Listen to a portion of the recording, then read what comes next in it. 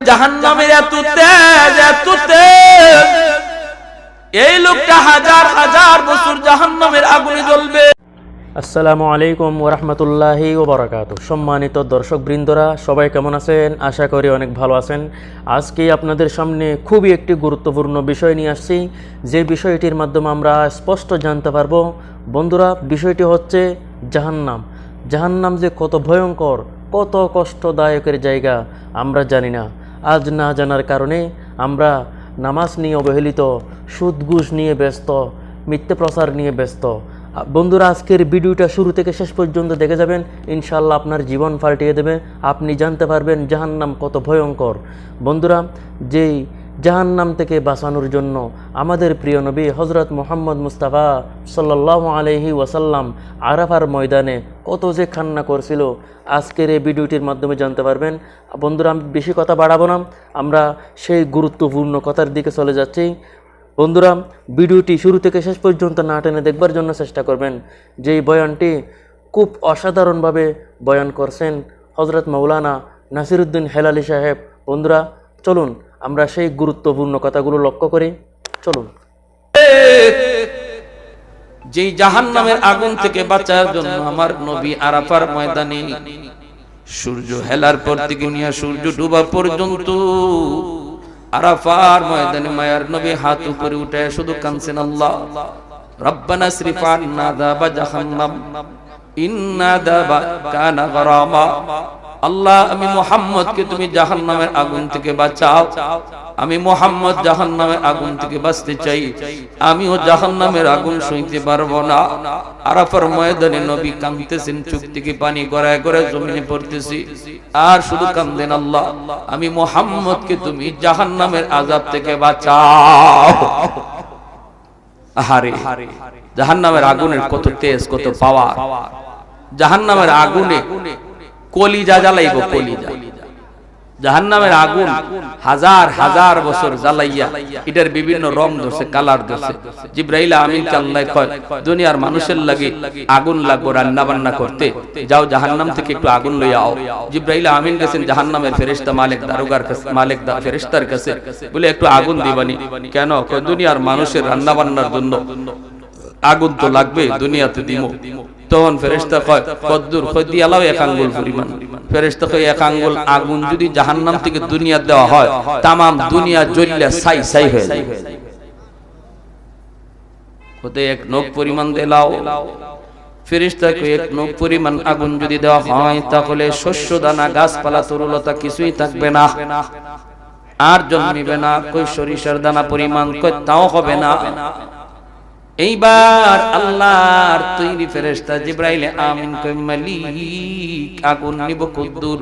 আল্লাহ কই, সরিষার দানা পরিমাণ আগুন দুনিয়ার সবচেয়ে বড় উঁচু পাহাড়ের উপরে রাখবা। ওই উঁচু পাহাড়ের উপরে সরিষার দানা পরিমাণ জাহান্নামের আগুন রাখবা। এই আগুনের সরিষার দানাটা পাহাড় ছিদ্র হইয়া, পাথরের পাহাড় ছিদ্র হইয়া আবার সাত জমিনের নিচে জাহান্নামে আগুন আবার তার জায়গায় চলে যাবে।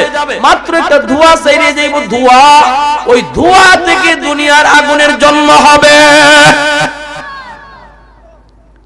জাহান্নামের আগুনের ধোঁয়া থেকে দুনিয়ার আগুনের জন্ম। এজন্য জাহান্নামের আগুন আর দুনিয়ার আগুন এক নয় রে বাবা। তুমি আঙ্গুল পুরাইতে পারো না দুনিয়ার আগুনে, বলো জাহান্নামের আগুনের কি হালত হবে? একটা লোক হাসরের ময়দানে আল্লাহ পাকের সামনে দাঁড়াইব, আল্লাহর সামনে দাঁড়াইব। লোকটার সারা জীবন আল্লাহর বندگی করছে বনি ইসরাইলের। লোকটা 500 বছর হায়াত পাইছে, 500 বছর আল্লাহর সিজদা দিয়া দিয়া কাটাইছে।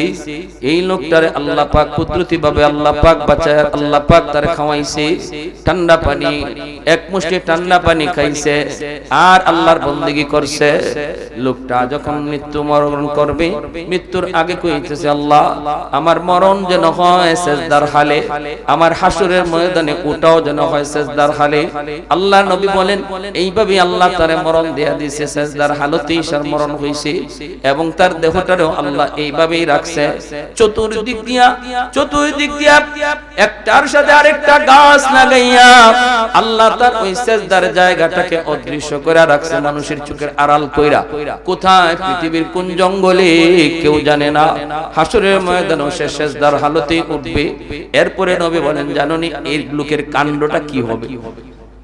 আল্লাহ তারে জিগাইব, আমার দয়ায় জান্নাতে যেতে চাও নাকি আমলের জোরে জান্নাতে যেতে চাও? তখন সে মনে মনে কইব, জীবনে একটা গুনাহ করলাম না, 500 বছর খালি সেজদা দিয়ে কাটাই দিলাম, আমার আবার আল্লাহর দয়া লাগবে কেন? আমার আমলের জোরেই তো জান্নাতে যাওয়ার কথা। এটা খালি মনে মনে আইছে। আল্লাহ মনের কথা জানেনই না জানেন? আল্লাহ ফেরেশতাদেরকে কই, ফেরেশতারা যাও আমার বান্দারে জান্নাতে লয়ে যাও, তার আমলের জোরে সে জান্নাত পায়, আমার দয়া লাগে না। কিন্তু নেওয়ার সময় জাহান্নামের পাশ দিয়া একটু নিও, জাহান্নামের পাশ দিয়া তারে নিয়ে যাওয়া হচ্ছে। আল্লাহ নবী রহমতের নবী বলেন, এখনো জাহান্নাম তার থেকে 500 মাইল দূরে। এরপরও জাহান্নামের আগুনের তেজে তার কলিজা শুকায় গেছে। ফেরেশতারে কই, ফেরেশতা গো একটু পানি দিবানি, পানি কলিজা শুকায় গেছে। সঙ্গী ফেরেশতা কয়, এখানে পানির কোনো ব্যবস্থা নাই, একটু পরে আপনি জান্নাতে ঢুকবেন, সেখানে গেলে কোনো পানির অভাব নাই, একটু ধৈর্য ধরেন, আর একটু সামনে আগান, সামনেই তো জান্নাত, আর একটু আগায় পানির তৃষ্ণা শুধু বাড়তেছে, পানির তৃষ্ণা শুধু বাড়তেছে। এক পর্যায়ে জিহ্বা বের হয়ে একদম বুক পর্যন্ত চলে আসছে, আর দাম চলে না। কয়, ভাইরে আমি আর পারবো না, তাড়াতাড়ি আমাকে এক গ্লাস পানি পান করাও। এমনি একজন ফেরেশতা গ্লাসের মধ্যে পানি লিয়া তার পাশ দিয়া যায়, ডাক দিয়ে কয়, ভাই আমার এক গ্লাস পানি খাওয়ায় দাও। ওই ফেরেশতা কয়, আমি মাগনা খাওয়াই না, আমি ফ্রি খাওয়াই না। কয়, কি চাও তুমি? কয়, হাসরের ময়দান, এখানে তো কোনো ধরনের টাকা চলে না, পয়সা চলে না, ডলার চলে না, পাউন্ড চলে না, এই জায়গায় শুধু নেক আমল চলে। আমার এক গ্লাসের পানির বিনিময় হলো 500 বছরের নেকি। আসেনি তোমার এমন? জান বাঁচানোর জন্য তখন আল্লাহর বান্দা কয়, আমার 500 বছরের নেকি, আগে জান বাঁচাই, এরপরে বুঝবো নে। 500 বছরের নেকি দিয়ে সে এক গ্লাস পানি পান করে। এইবার বলেন, তার আমল নামায় নেকি আসেনি? জোরে কন। আল্লাহ বলে, ফেরেশতা আমার বান্দারে ফিরায় আনো। আল্লাহর সামনে হাজির করলে আল্লাহ কয়, বান্দা এখন কের জোরে তুমি জান্নাতে যাইতে চাও রে বান্দা? এক গ্লাস পানির বিনিময়ে যদি 500 বছরের নেকি হয়, আমি আল্লাহ জীবনে তোমারে কত ঠান্ডা পানি খাওয়াইছি, আমার পানির বিনিময়ে দিয়া যাও। যেই জঙ্গলে তুমি সেজদা দিয়া কাটাইছো, সেখানেও প্রতিদিন আমি এক গ্লাস ঠান্ডা পানির নহর তোমার মাথার সামনে জারি করছিলাম, ওই পানির বিনিময়টা দিয়ে যাও। তখনই সেজদায় পড়ে আল্লাহর কাছে তওবা করে, মালিক ভুল করে ফেলেছি, আল্লাহ আমার ভুল হয়ে গেছে মালিক, আল্লাহ তোমার গোলামি তো তোমার দেওয়া নিয়ামতেরই বদলা, জান্নাত তো শুধু তোমার দয়া ছাড়া কোনো উপায় নাই। সুবহানাল্লাহ। তাহলে জাহান্নামের এত তেজ, এই লোকটা হাজার হাজার বছর জাহান্নামের আগুনে জ্বলবে। যেই জাহান্নামের আগুন থেকে বাঁচার জন্য আমার নবী আরাফার ময়দানে সূর্য হেলার পর থেকে নিয়ে সূর্য ডুবা পর্যন্ত আরাফার ময়দানে মায়ার নবী হাত উপরে উঠে শুধু কাঁদছেন, আল্লাহ রব্বানা সরিফ আন্না আযাবা জাহান্নাম ইন্না আযাবা কানা গরামা। আল্লাহ, আমি মুহাম্মদকে তুমি জাহান্নামের আগুন থেকে বাঁচাও, আমি মুহাম্মদ জাহান্নামের আগুন থেকে বাঁচতে চাই, আমিও জাহান্নামের আগুন সইতে পারবো না। আরাফার ময়দানে নবী কাঁদতেছেন, চোখ থেকে পানি গড়ায় গড়ায় জমিনে পড়তেছি, আর শুধু কাঁদেন, আল্লাহ আমি মুহাম্মদকে তুমি জাহান্নামের আযাব থেকে বাঁচাও। এই লোকটারে আল্লাহ পাক ডাক দিব, ফেরেশতা জিবরাইলকে পাঠাইবো, জিবরাইল কে আমাকে জাহান্নামের ভিতরে এইভাবে ডাকতেছে, ইয়া হান্নান ইয়া মান্নান, ইয়া হান্নান ইয়া মান্নান। আল্লাহ কইবো, বান্দা কি রে, কি হয়েছে, কেন আমাকে ডাকো? তখন কইবো, মালিক আমি তো আমি তো গুনাহগার, গুনার কারণে জাহান্নামী। আল্লাহ আমি একটু তোমার দয়া চাই, মায়া চাই, দয়া চাই, মায়া চাই। জিবরাইল আমিন জাহান্নামের ভিতরে ঢুইকা আওয়াজ পাইবে, কিন্তু মানুষ দেখবে না। আগুনে পুড়তে পুড়তে কয়লা টুকরার মতো হয়ে গেছি, হাত চিনা যায় না, পা চিনা যায় না, মুখ চেনা যায় না। জিবরাইল বলবে আল্লাহ আমি তো আওয়াজ শুনি, কিন্তু মানুষ তো দেখি না গো, মানুষ তো আমি দেখি না। আল্লাহ বলবে জিবরাইল তুমি নিজে বের হয়ে আসো। জিবরাইল জাহান্নামের আগুন থেকে বের হয়ে আসলে আল্লাহ নিজেই তার কুদরতি হাত মোবারক জাহান্নামে ঢুকায়া দিবে। ওই মানুষটার হাতের তালুতে তুইলা আবে হায়াতের পানি দিয়া তুইয়া মানুষের আকৃতি বের কইরা আল্লাহ জিগাইবো কেন ডাকো? কইবো আল্লাহ দুনিয়াতে উলামায়ে কেরামের জবানে শুনেছি তোমার নাম রহমান, তোমার নাম রহিম। আল্লাহ একটু রহম করো, একটু দয়া করো। আল্লাহ কই কেমন দয়া চাস বল? কই আমারে জাহান্নামের নিচ থেকে উঠাইয়া আল্লাহ তুমি জাহান্নামের দরজার কিনারে যদি একটু রেখে দিতা গো। তুমি তো রহমান, তুমি তো রহিম। আল্লাহ হাসরের ময়দানে তুমি তো বান্দার প্রতি রহম করবা, দয়া করবা। আমি তোমার দয়ার কাঙ্গাল, মায়ার কাঙ্গাল। আল্লাহ কইবো বান্দা যা, আমি তোরে জাহান্নামের দরজার পাশে এনে রেখে দিলাম, ঠিক আছে তুই ওয়াদা কর এরপরে আর কিছু চাইবি না। কই মালিক ওয়াদা করলাম আর কিছু চাইবো না।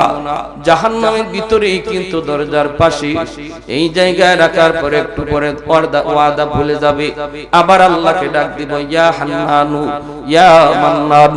আল্লাহ কইবো বান্দা আবার কোন ডাক দিলি? কইবো মালিক আমারে তুমি দয়া করে যদি দরজার ওই পাশে রেখে দিতা, এটা যেমন দরজার পাশ ওই পাশটাও তো দরজার পাশ। আল্লাহ তুমি দয়া করে যদি আমাকে এই পাশে না রাইখা ওই পাশে রেখে দিতা, তোমার নাম তো রহমান।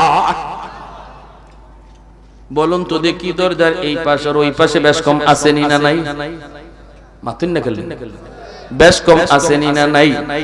একটা হলো জাহান্নামের ভিতর, আরেকটা দরজার পাশ হলো জাহান্নামের বাহির। আল্লাহ পাক রব্বুল আলামিন কই বান্দা আমি তো দরজার ওই পাশে তোরে রাখতে পারি, কিন্তু তুই না ওয়াদা করলে আর কিছু চাইবি না। মালিক আমি তোমার দয়ার কাঙ্গাল, মায়ার কাঙ্গাল। এই বইলা আল্লাহ পাক কইবো ঠিক আছে তোরে দরজার বাহিরে রাখলাম, কিন্তু ওয়াদা কর এরপরে আর কিছু চাইবি না। এই লোকটা হলো সর্বনিম্ন জান্নাতি, সর্বশেষ জান্নাতি। এরে আল্লাহ সবশেষ জান্নাতে দিব। আল্লাহ তারে জান্নাতে জাহান্নামের বাহিরে আনবো। আইনা কইব ক আর কিছু চাইবি না? ওয়াদা কর। ওয়াদা করছি আর চাইতাম না। একটু পরে আবার ওয়াদার কথা ভুলে গেছে, আবার ডাক শুরু করছে ইয়া হান্নানু ইয়া মান্নান। আল্লাহ কই আবার কেন ডাক দিলি? কই মালিক যে দেখা যায় জান্নাতের গেট, এখান থেকে জান্নাতের গেট দেখে ওই যে দেখা যায় জান্নাতের গেট, জান্নাতুল ফেরদাউস, জান্নাতুন নাঈম, জান্নাতুল মাওয়া। আল্লাহ আমাকে তুমি জান্নাত দিয়া দাও, এই কথা বলি না, বলার সাহস আমার নাই, কারণ আমার আমল নাই। কেমনে কই আমারে তুমি জান্নাত দিয়া দাও?